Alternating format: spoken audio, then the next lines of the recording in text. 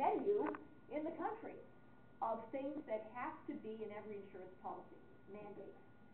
And as you know, in New York State, as an individual or as a small business, you have to buy the whole menu. You know, you can't come in and order a la carte, just what you need. You have to buy the entire menu. That should change. We should eliminate those coverage mandates so that people can buy what they need. And again, in an open marketplace, the choices would be such that needs could be accommodated. It's certainly worth trying. So those are several aspects, but there are a couple more. To take care of the neediest, because we all know that pre-existing conditions are a problem. It can be done. Studies have good studies have shown. There's a resource called the Manhattan Institute that brings together academics from across the country, and they've actually studied this in New York State. And for $50 per policy, if we had a small surcharge, the state could afford to fund a high-risk pool for people who really can't afford insurance. We don't want to see people who really are desperate go without. You know, we can accommodate that safety net. The other big pieces, waste, fraud, and abuse. Newt Gingrich's organization, Center for Health Transformation, has talked a lot about this. He's absolutely right. It's a very tough nut to crack, but I'll tell you one thing. When the federal government is managing this stuff, nothing much gets done. Because look, for the same principle that we talked about with every other form of government expenditure. Well, if it doesn't work out, they don't really have to account to anyone. They are accountable to the American public. That's why they're going to be out in November 2010. But in the meantime, you know, we need to enable mechanisms, and private insurers probably do a much better job of controlling waste, fraud, and abuse because they actually have to watch, you know, their solvency as a business. You know, and that's a big part of it. And the other enormous chunk is defensive medicine and liability issues. Liability reform is something that should be pursued, must be pursued. The state of Texas is an example. When they capped pain and suffering awards, they found that the cost of malpractice policies declined significantly. They had an influx of practitioners into Texas. We are losing doctors from New York State because malpractice insurance is so enormously expensive. That is punitive. So these are some of the ways in which we need to improve our insurance marketplace, and we can. And these are ways that, in fairness, our Republicans in Congress have been talking about, and I intend to be a proponent for those things as well, so that you and all of us can have the choice and quality and innovation in the marketplace that we deserve. Yes, sir. There's only two businesses in the United States that are exempt from antitrust. One is Major League Baseball, and the other is healthcare companies. Right. Would you be willing to get rid of that exemption for healthcare companies? Yes, sir. Yes. Yes, I would. Yes. McCarran Ferguson. Yes. Absolutely. Is there a question back there? No. Made in the USA, made in Orange County. Everything is leaving because it's so expensive because of the unions. You know, they have so many requirements, and so people are looking other places. Taiwan, China's trying to kill us with all their nonsense they put into their dog food. How can we what are your ideas of bringing manufacturing or making it affordable that small companies can manufacture in the United States? Absolutely. Several prongs there, many of which we've touched on actually. Again, we need to free capital.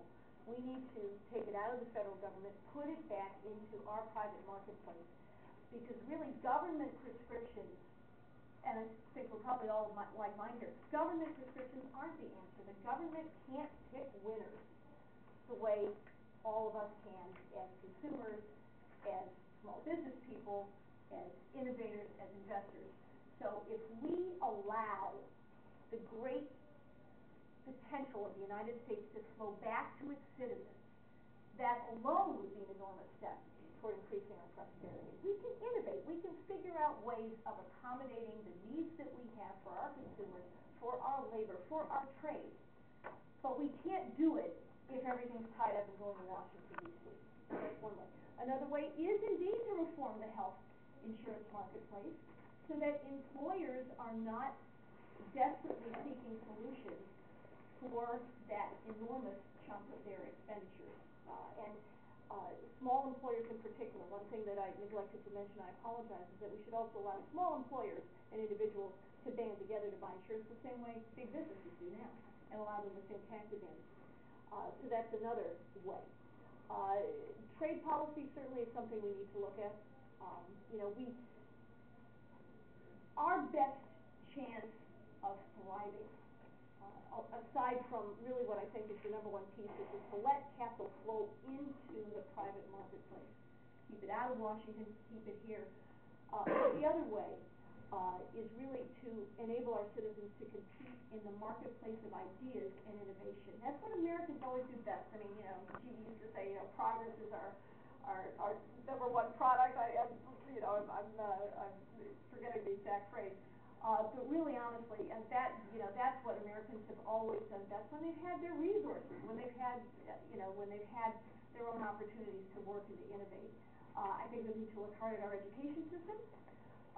We need to prepare our students much better for the challenges that lie in international competition. I think of math and science education in particular, and I certainly welcome the ideas of the teachers in the room, but I think that's another way in which we need to fuel our future growth, and I do think that in that regard, we need again to empower local school districts to do what they do best, to empower communities to do what they do best, not burden them excessively with federal mandate, not burden them at all, frankly, with federal education mandates. But specifically with unions, I know my daughter's going for a degree, radiation oncology. Mm-hmm. The unions have, as with the tenure, sorry, but I think that people should be, responsible for their own doing through the years. But there's a protection mechanism for people who are inadequate. How do we, what are your ideas in breaking through that? I mean, unions certainly serve their purposes, but now I think they are empowered, and I think that there has to be a cap on that. What are your feelings on approaching or getting through that, what the word is, how to break that? Yeah, well, I think, and it's a valid question. I think a lot of that particularly has to do with state and local laws.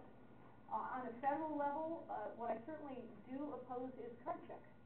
I don't think that people should feel pressured or compelled to join a union on a federal legislation that compels that. Unions have a place in American life and in American history. And I do feel that the best way to handle labor issues in our own community is to allow our states and our communities more freedom or maximum freedom to determine how they create those contracts and how they pursue them. But on a federal basis, certainly, I want to see employees and labor have the full range of options freely offered and freely chosen. Yes, ma'am. I guess piggybacking to that comment, being a small business owner and constantly getting, are you a woman-owned, minority-owned business? Yes. What a bunch of garbage. Please. It's not 1950 anymore. We do what we want to as women. We do what we want to as any member of our society. And I truly believe that Martin Luther King had it right. Judge people by the content of their character, not the color of their skin, or the genetic makeup of their DNA. I could not agree more. I think the Reverend King was right on that, as in so many other ways. And I also agree with what Chief Justice Roberts has said, which is if you want to end discrimination on the basis of race or ethnicity, then don't, or gender, then don't discriminate on the basis of race or ethnicity. Right. All the way. Gender. Yeah. No, I agree. I agree completely with that frame of mind. And I think we should get beyond that. I fully agree. Thank you. Would you agree, getting back to this lady's question about trying to get our industrial base back, Yes. that in this country, if we developed our own energy sources and lowered the cost of energy for business and for